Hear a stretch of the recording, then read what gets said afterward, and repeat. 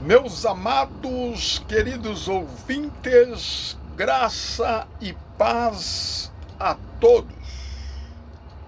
Eu não sou mais pastor na Assembleia de Deus, mas eu continuo temendo a Deus e servindo-o.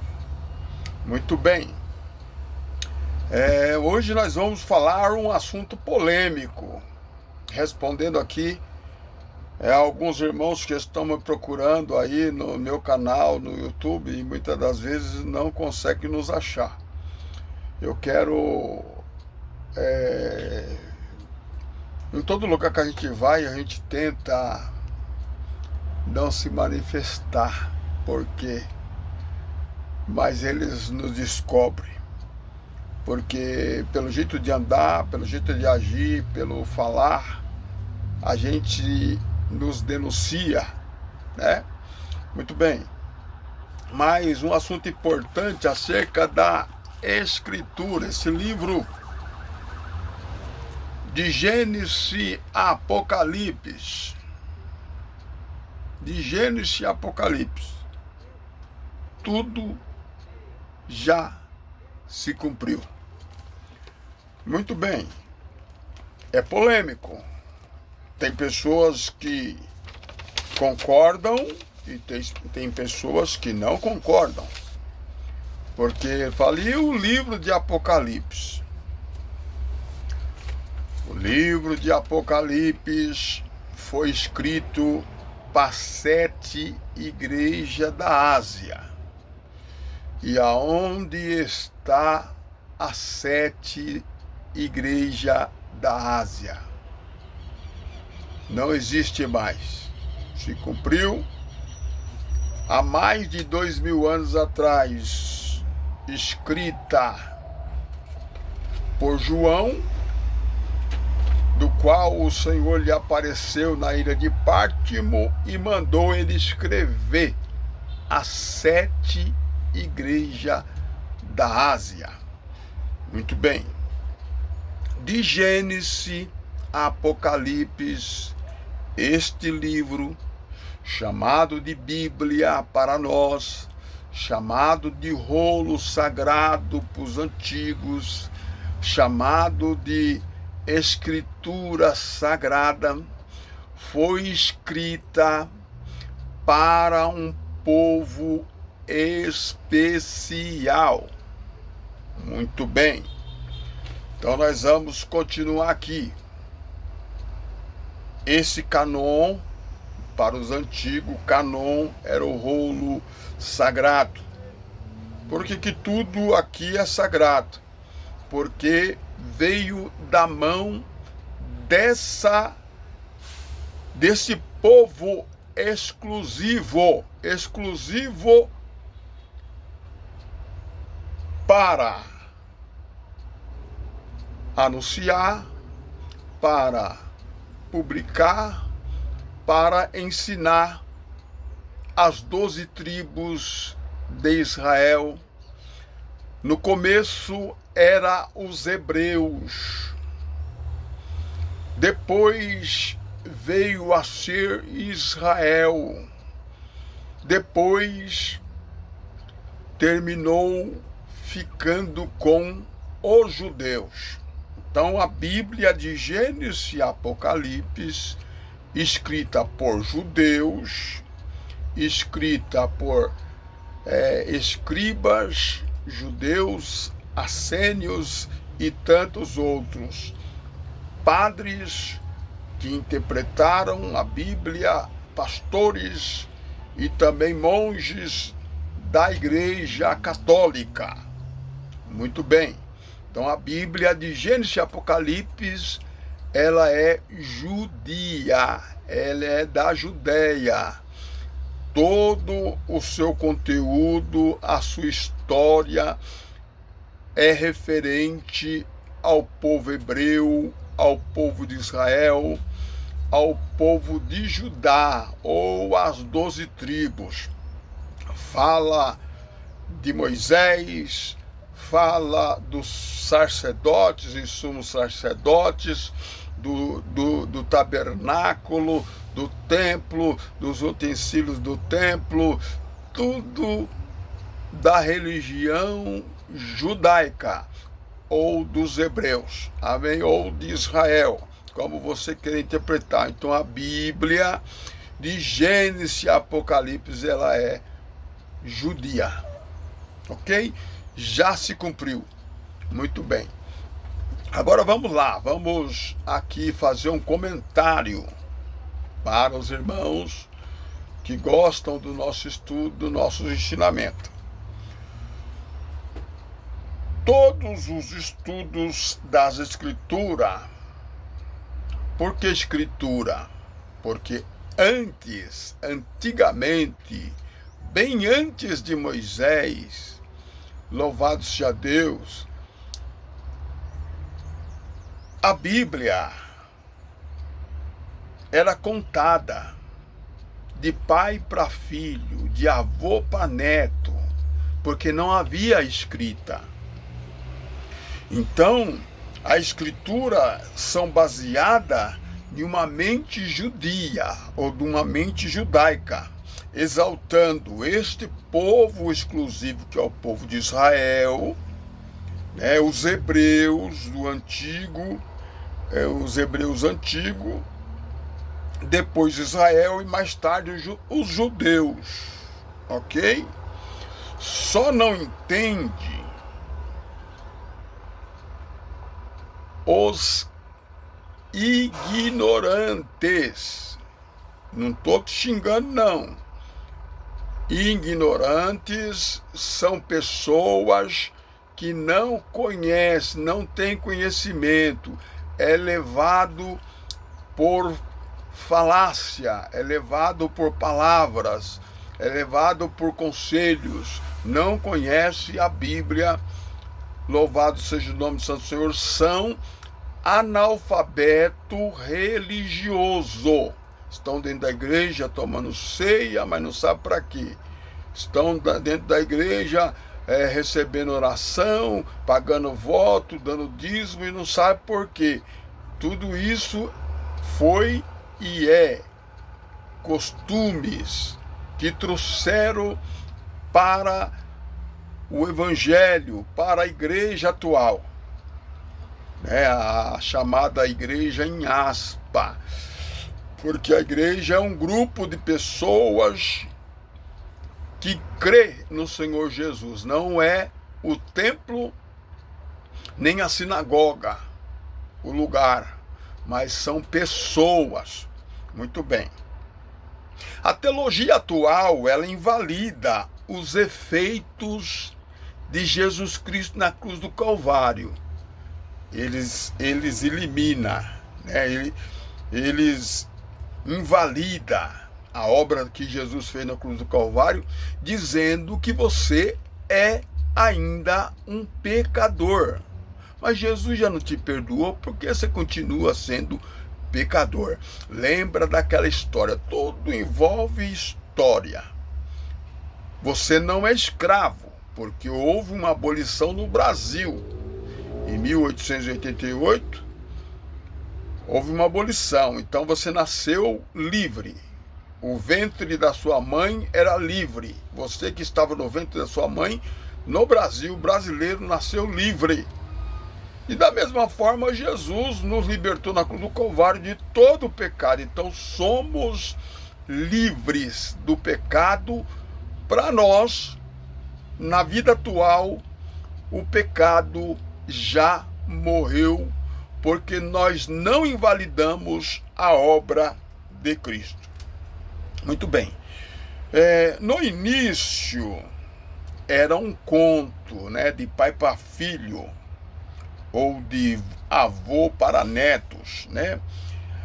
Até a forma da escrita. A escrita se formou um livro chamado Escritura. Livro esse guardado com 7 chaves, chamado Rolo Sagrado. Foi assim que começou, né? Rolo Sagrado. quase ninguém tinha acesso, só os escribas judeus, escribas e fariseus, assênios, né? Que escrevia os textos de Gênesis, escreveram lá sobre Adão e Eva, escreveu tudo porque contaram para eles e eles escreveram. Muito bem. Olha aí que coisa interessante, né? De Gênesis até Deuteronômio, esses homens escreveram. E eles faziam um negócio tão sagrado que para escrever o nome de Deus, Iau, ou as 4 letras do tetragrama, eles consagravam. Então é chamado consagrado pelos judeus, livros, escritura sagrada. E a gente começa a estudar a Bíblia e começa a achar na Bíblia erros. É chamado de vulgata, né? Vulgata por ser vulgar, cheio de erros, né?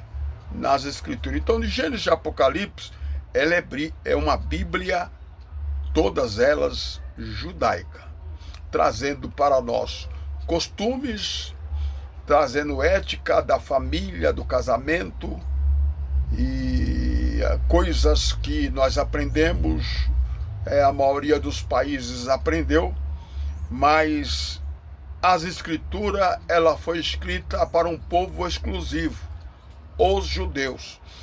Muito bem. Pense comigo. Essa história de Gênesis e Apocalipse, livros históricos, proféticos, os livros da lei mosaica, o Evangelho, as cartas paulinas e as outras cartas gerais, tudo transmitido pelos judeus. Um pouco exclusivo, um povo exclusivo, né? A Septuaginta, eram 70 judeus que escreveram, aprovaram as escrituras sagradas, né? 70 escritores judeus. Trazendo, olha bem, trazendo ao mundo um livro sagrado, que só eles sabem manusear. Povos e outras nações eram nada. Segundo os estudiosos, quando começaram a escrever a escritura sagrada, excluíram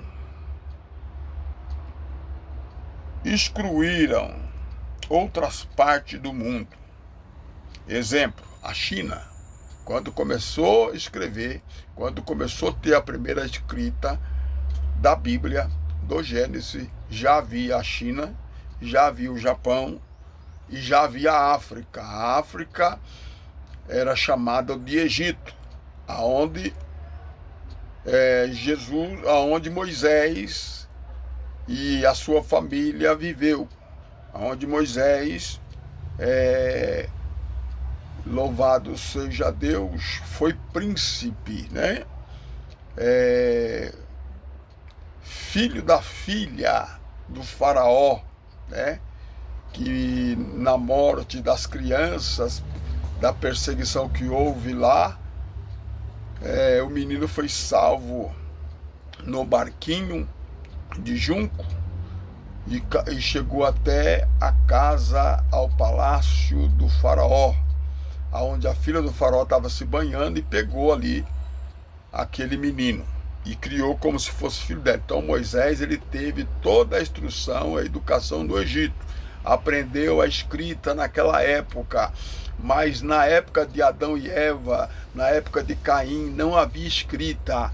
Se contava a história para os filhos, se contava para os avós, contava para os netos, que nem meu avô contava para mim as histórias bíblicas, né? Ele sendo católico, ele contava para mim as histórias bíblicas. Muito bem. Então tá aqui. Exemplo, né? Eles excluíram as outras partes do mundo. Exemplo, a China, o Japão, muitas das vezes a Europa, né? E tantos outros povos. E quando nós lemos esse livro sagrado dos judeus, estes livros eles são compostos de 66 livros, de Gênesis e Apocalipse, chamado de protestante. A Bíblia católica, ela tem os mesmos livros, só que ela tem alguns livros a mais, chamado apócrifos. Então, esses livros apócrifos não tem na Bíblia protestante, que é a Bíblia que tem 66 livros, traduzido por vários padres e pastores, monges, homens, enfim, segundo os dados desse próprio livro. Muito bem. Nós vamos continuar aqui com um assunto muito importante. Então tá aí, eu dei uma pincelada na Bíblia, na Palavra de Deus, para vocês entenderem. Mas o objetivo de tudo isso é: qual é a vontade de Deus para a sua vida?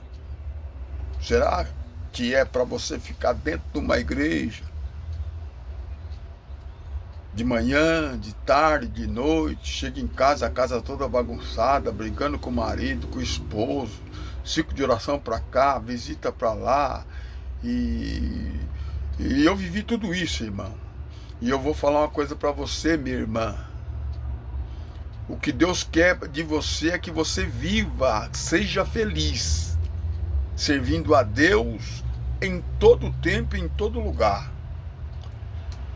Não precisa estar assim, completamente dentro de uma igreja membrada, cantando no ciclo de oração, cantando no grupo, perdendo o seu tempo. Vai viajar, vai viver com seus filhos, vai viver com seu esposo, enfim, seja feliz, porque esse é o dom que Deus deu para o homem. Não é para ficar preso na religião. Tem pessoas que se tornam tão fanáticos que, se não cantar na igreja, ele fica doente. E tudo isso que eu estou ensinando para ele, ele discorda, ele não concorda. Mas nós somos uma metamorfose ambulante. Presta atenção. Nós amamos, nós odiamos, nós bendizemos e nós xingamos. Nós dizemos que temos amor, mas negamos, não praticando a ação social. Enfim, você se conhece? Quem é você? Você já examinou, já tentou fazer uma pesquisa de quem é o ser humano, de quem é o homem, que tem corpo, alma e espírito? Quem é você? Você se conhece? Eu digo, nós somos uma metamorfose ambulante. O que eu dizia alguns anos atrás, eu não digo mais, porque houve uma mudança, louvado seja Deus, de conhecimento, uma mudança, louvado seja Deus, de ideias, louvado seja o nome do Santo Senhor, e essa é a vontade de Deus. Leia comigo aí, Eclesiastes capítulo 5, verso de número 18.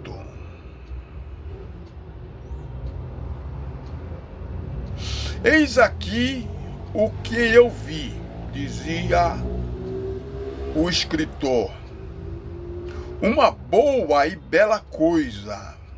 Olha aí, o que ele viu, né?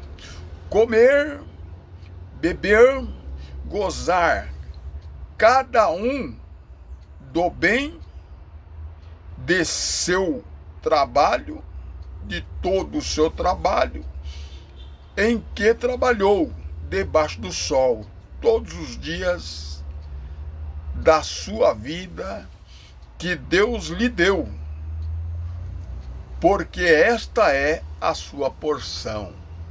Então a vontade de Deus é que você coma, que você beba, que você usufrua do suor do seu trabalho, você viaja, você vai para uma praia, você vai curtir esse mundão que Deus deixou para você, sem prejudicar ninguém, nem A e nem B. Essa é a porção que Deus te deu, né? Debaixo do sol. E aí ele diz no versículo 19: e quanto ao homem a quem Deus deu riqueza e fazenda, olha aí, quem que dá riqueza e fazenda para os homens, para as pessoas, é Deus. E lhe deu poder para dela comer e tomar a sua porção e gozar do seu trabalho, isso é dom de Deus. Agora nós vamos aqui para o capítulo de número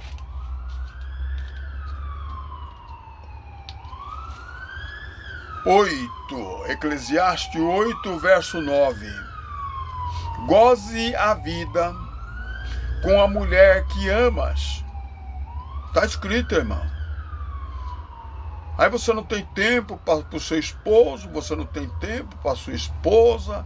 Daqui a pouco chega aí o divórcio, o casamento começa a esfriar, começa para a igreja, começa a ver pessoas diferentes, daqui a pouco está se envolvendo. Mas olha o que a Bíblia diz: goze a vida com a mulher que amas, todos os dias da tua vida e da tua vaidade. Olha aí, nós temos vaidade, né?